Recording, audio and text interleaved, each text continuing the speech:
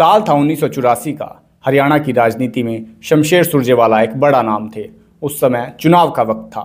चुनाव के दौरान शमशेर सुरजेवाला दिल्ली मौजूद थे। उस समय हेपेटाइटिस बी लगभग लाइलाज बीमारी हुआ करती थी। इस दौरान बेटे को हेपेटाइटिस बी हो गया। हालत इतनी खराब हो गई कि लड़का बेहोशी में पड़ा था। लगभग कोमा जैसी स्थिति हो गई थी। पीजीआई के डॉक्टर ने एक इंजेक्शन लिखा। उस समय में इंग्लैंड में मिलता था। शमशेर सिंह सुरजेवाला कांग्रेस के बड़े नेता थे और राजीव गांधी के करीबी थे। राजीव गांधी ने आनन फानन में अपने किसी पायलट मित्र से फोन पर बात की और इंग्लैंड से इंजेक्शन मंगवाया। इंजेक्शन से लड़के की जान बच गई। लड़के का नाम था रणदीप सिंह सुरजेवाला। जाट समुदाय से आने वाले रणदीप सुरजेवाला हरियाणा के ऐसे पहले व्यक्ति हैं जिसे यूथ कांग्रेस का राष्ट्रीय अध्यक्ष बनाया गया था। पिता की राजनीतिक विरासत को रणदीप सुरजेवाला आज भी आगे बढ़ा रहे हैं, लेकिन इसकी शुरुआत उन्होंने मात्र 17 साल की उम्र में कर दी थी। महज 17 साल की उम्र में सुरजेवाला को हरियाणा प्रदेश के कांग्रेस यूथ विंग का जनरल सेक्रेटरी नियुक्त कर दिया गया था। कम उम्र में राजनीति में आए रणदीप सुरजेवाला विधायक भी बने। बेहद कम उम्र में यूनिवर्सिटी के सेनेट सदस्य भी रहे। सुरजेवाला कई बार राज्य मंत्री और कैबिनेट के सदस्य भी रह चुके हैं। बेहद कम लोग ये जानते हैं कि साल 1996 और 2005 के चुनाव में इंडियन नेशनल लोक दल के दिग्गज नेता और मुख्यमंत्री रहे ओम प्रकाश चौटाला के खिलाफ सुरजेवाला मैदान में उतरे और दोनों ही बार जीत हासिल की।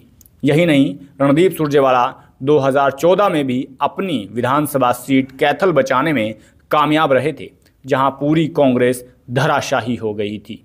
रणदीप सुरजेवाला कांग्रेस के मुख्य प्रवक्ता है और कांग्रेस पार्टी के मीडिया प्रभारी भी रहे हैं और मौजूदा समय में सुरजेवाला राज्यसभा सदस्य हैं और उनके बेटे आदित्य सुरजेवाला कैथल से विधायक हैं। कांग्रेस पार्टी को लेकर मीडिया में क्या नैरेटिव सेट करना है, यह जिम्मा भी सुरजेवाला निभा चुके हैं। सुरजेवाला कांग्रेस की हर वह रणनीति के मास्टरमाइंड माने जाते हैं जिसके जरिए कांग्रेस पार्टी के नेता और प्रवक्ता मोदी सरकार पर चौतरफा हमला बोलते हैं। क्योंकि वो सरकार जो संविधान को बुलडोजर से कुचल रही है, ऐसी सरकार को एक दिन भी सत्ता में बने रहने का अधिकार नहीं। कोई कावड़ सावन के महीने में लेकर आता है तो शिव जी की भक्ति के लिए लाता है, हिंसा के लिए नहीं लाता। और अगर हिंदू, मुसलमान, सिख और ईसाई वहाँ नहीं है, पर ये तीन बिरादरियाँ तो हैं, हिंदू, मुसलमान और सिख हमारे भाई जो हैं, अगर वो मिलकर उन यात्रियों की सेवा करते हैं तो ये देश की गंगा जमनी तहजीब का सम्मान है और भोलेनाथ की संस्कृति का सम्मान भी है। जो मुख्यमंत्री उसका अपमान करे, उसे सत्ता में बने रहने का अधिकार नहीं। सुरजेवाला को राहुल गांधी का करीबी माना जाता है। सुरजेवाला अपने तर्कों से कांग्रेस का पक्ष मजबूती से रखते आए हैं और उनकी इसी काबिलियत की वजह से कम समय में ही वो राष्ट्रीय राजनीति में कांग्रेस का मुख्य चेहरा बन गए। जून 1967 को हरियाणा के एक राजनीतिक परिवार में जन्मे रणदीप की शुरुआती पढ़ाई जींद से हुई है। मैट्रिक की पढ़ाई पूरी करने के बाद सुरजेवाला ने चंडीगढ़ से बीकॉम किया और लॉ भी किया। रणदीप ने साल 1991 में गायत्री से शादी की और उनके 2 बच्चे हुए, अर्जुन और आदित्य।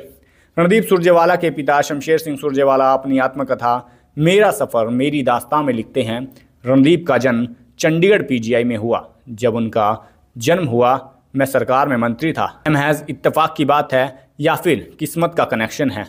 जब जब रणदीप के जीवन में कोई महत्वपूर्ण मोड़ या खास साल होता था, उस दौरान मैं मंत्री होता था।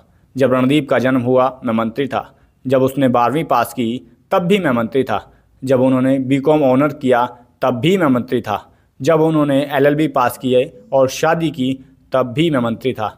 सुरजेवाला जिस तरीके से मोदी सरकार को घेरते हैं वो बेहद असरदार होता है। मोदी सरकार मणिपुर से प्रतिशोध ले रही है, बदला ले रही है।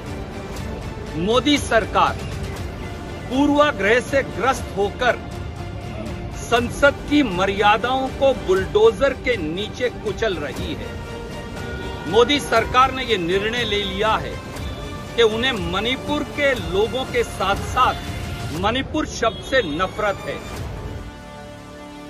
एक बार मोदी सरकार पर निशाना साधते हुए रणदीप लिखते हैं, 80 लाख करोड़ का काला धन विदेशों से कब वापस आएगा? 15-15 लाख खाते में कब जमा करवाएंगे मोदी जी? सालाना 2 लाख करोड़ रोजगार कब मिलेंगे? और अच्छे दिन कब आएंगे? लगता है अच्छे दिन तब आएंगे जब मोदी सत्ता से जाएंगे। इस तरह की कई तुकबंदी और तर्कपूर्ण बातों कर रणदीप सुरजेवाला सरकार को घेरते आए हैं। क्रिकेट को पसंद करने वाले रणदीप भले ही राजनीतिक परिवार से थे, लेकिन कांग्रेस में जिस तरह उनका कद बढ़ा उसमें उनकी विरासत से ज़्यादा उनकी काबिलियत का योगदान है। वह शुरुआत से ही कांग्रेस से जुड़े रहे और कम उम्र में अपनी काबिलियत से आगे बढ़े और लोगों की नज़र में आए। 2014 में बीजेपी की प्रचंड जीत के बाद कांग्रेस के नेता बेहद हताश थे। चाहे नेता हो या प्रवक्ता, सभी बयान देने से बच रहे थे। तब रणदीप आगे आए और मोदी सरकार की नीतियों के खिलाफ बोलने वाले लोगों में आज भी सबसे आगे रणदीप सुरजेवाला। उनके पिता शमशेर सिंह सुरजेवाला अपनी आत्मकथा में लिखते हैं, रणदीप मेरे भाग्य का सितारा है और हरियाणा की राजनीति को भी उससे अपार उम्मीदें हैं। कहते हैं कि नेता 2 प्रकार के होते हैं, एक काबिल और दूसरा लोकप्रिय। लोकप्रिय होना अलग बात है और तार्किक तरीके से अपनी बात कहना एक अलग बात। रणदीप सुरजेवाला में दोनों खूबियां हैं, जिससे सहारे वो किसी दिन कांग्रेस के भाग्य का सितारा भी बन सकते हैं। तो आज की कहानी थी रणदीप सुरजेवाला की। आपका क्या कुछ कहना है कमेंट बॉक्स में राय दीजिएगा और वीडियो को ज़्यादा शेयर कर दीजिएगा और चैनल को फॉलो करना न भूलें ताकि तमाम अपडेट आप तक पहुँचती रहे।